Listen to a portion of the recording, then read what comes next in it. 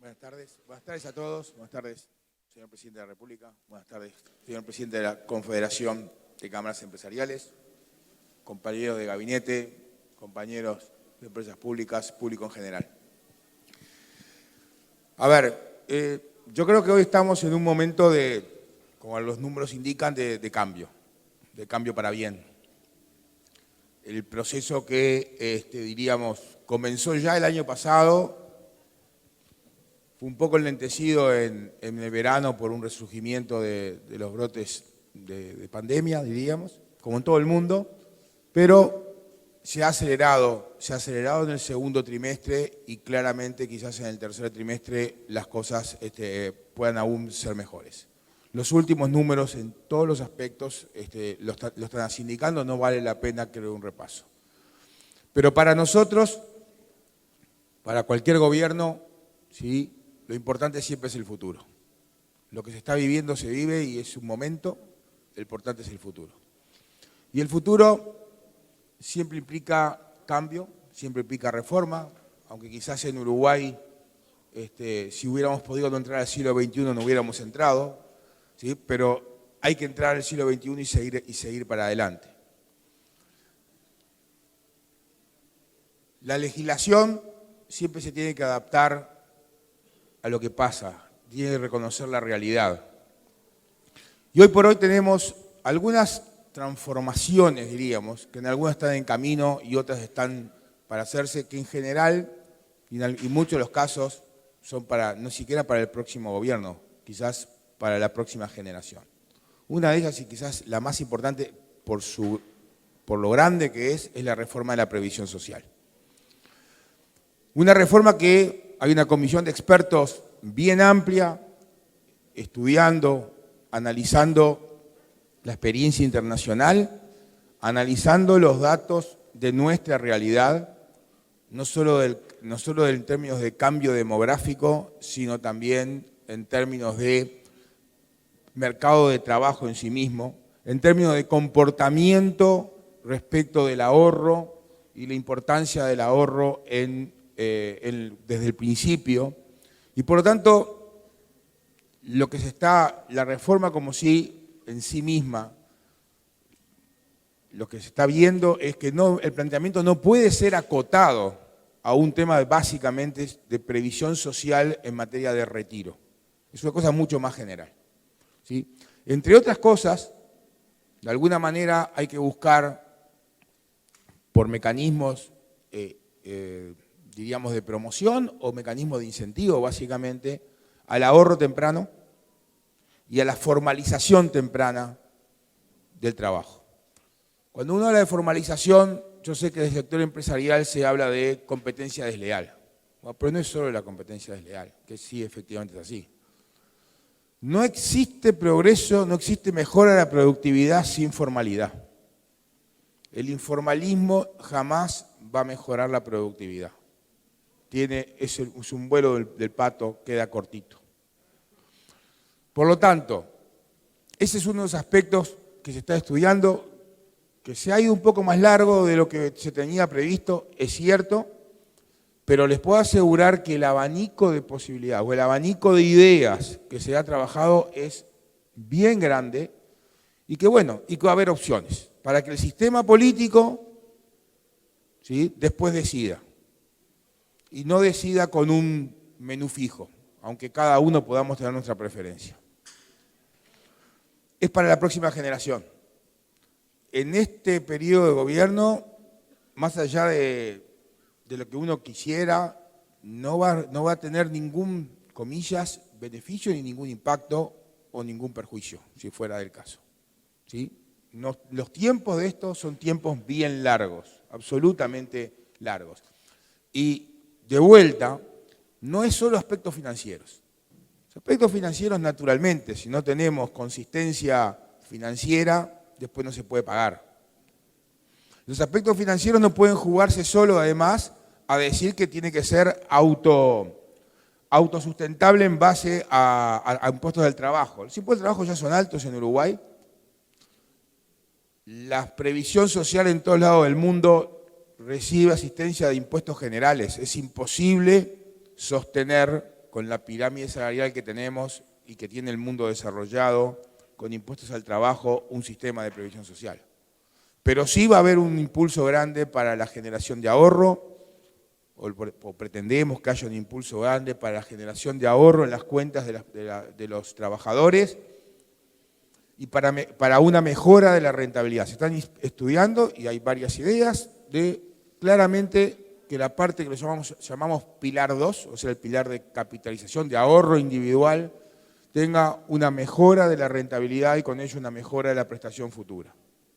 Nadie en Uruguay, y nuestra historia nos avala, ¿sí?, va a pensar que va a haber un detrimento del llamado pilar 0, o lo que llama una renta básica. De hecho, en Uruguay, desde 1914 existe una pensión vejez. Es cierto que en aquel momento, dada la edad, llegaban muy pocos.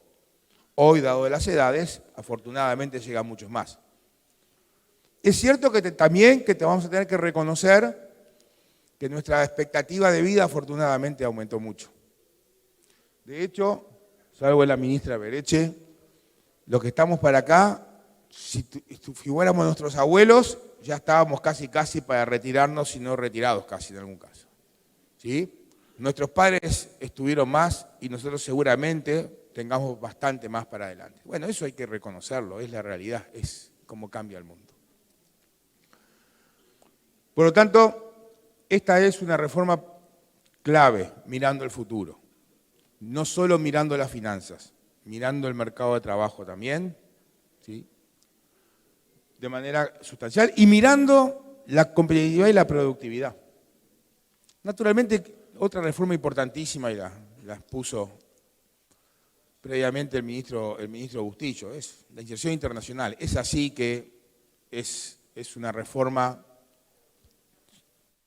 que puede dar vuelta al país y lo puede dar vuelta muy rápido. No voy a abundar en ella. Hay otras que a veces parecen chicas y no son tan chicas. ¿Sí? En la ley de presupuesto, el Poder Ejecutivo introdujo un artículo en el cual le dice que a las empresas públicas del dominio comercial e industrial del Estado le va a pedir una tasa de retorno acorde con una tasa de retorno de mercado. ¿Sí? Todas las empresas tienen una tasa de retorno de mercado. Bueno, ¿qué se pretende con esto? Se pretende que la gobernanza de las propias empresas se adecuen ellas mismas a tener esa tasa de retorno y evitar toda esta discusión de si tenés que tomar 4 personas más o 5 personas menos, si vamos a hacer esto o no vamos a hacer aquello. Los directorios de las empresas van a tener un objetivo de retorno en función de parámetros internacionales. El estudio ya está hecho, ya está preparado, está en fase de revisión y tiene que todavía tener una metodología de cálculo que también se está elaborando, ¿sí? Pero esto es bien importante, porque el efecto a veces de las empresas públicas o de la sobretarifa, ¿sí?, no se agota solo en el efecto financiero, porque a veces decimos, bueno, no da déficit, o el déficit es chico, el efecto económico es infinito, puede resultar ser mucho más grande. Y hace poco, conversando entre algunos integrantes del gobierno, habíamos hecho el cálculo del efecto del sobreprecio del cemento por la producción de ANCAP y por la posición relativa de ANCAP en el mercado de cemento. Uno mira el balance de ANCAP y en este año, ayer salió el primer semestre, la pérdida del cemento es $1 millón y algo de dólares. Uno dice, bueno, eso puede ser poca cosa. Bueno, en realidad los cálculos dan que el costo para la economía del sobreprecio del cemento, que al final termina en ese pequeño número de ANCAP, por decirlo de alguna manera, está entre 60 y 70 millones de dólares anuales. De los cuales una parte importante, tipo el 40%, vuelve sobre el sector público por el costo de la obra pública. O sea, y eso es un artículo, una medida. En ese sentido se está trabajando pensando cómo uno puede de alguna manera ir dando los pasos, pequeños pasos, que pueden convertirse en grandes cosas o en su acumulación en un efecto bien importante. Yo no los voy a aburrir más. La otra cosa que está trabajando es, después de todo este tiempo que claramente nos consumió la situación sanitaria y las urgencias, y como describía, por ejemplo, el ministro Mieres, las medidas para subsidiar el empleo, porque tengamos claro que el subsidio de desempleo parcial es un subsidio al empleo, directo.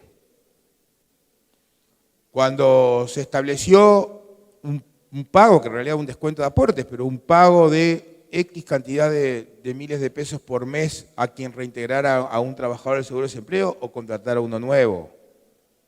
Primero general, después más focalizado en sectores mucho más afectados en el verano. Bueno, todas esas medidas que consumen un tiempo enorme porque en el fondo nadie tenía previsto esto, bueno, esas cosas van pasando o por lo menos se fueron, ya se sabe lo que razonablemente funciona y lo que razonablemente no funciona. Bueno, ahora se está empezando a encarar un trabajo que tiene algún avance, pero todavía no es muy grande, de empezar a mirar algunas regulaciones, hay una cantidad de regulaciones de esas que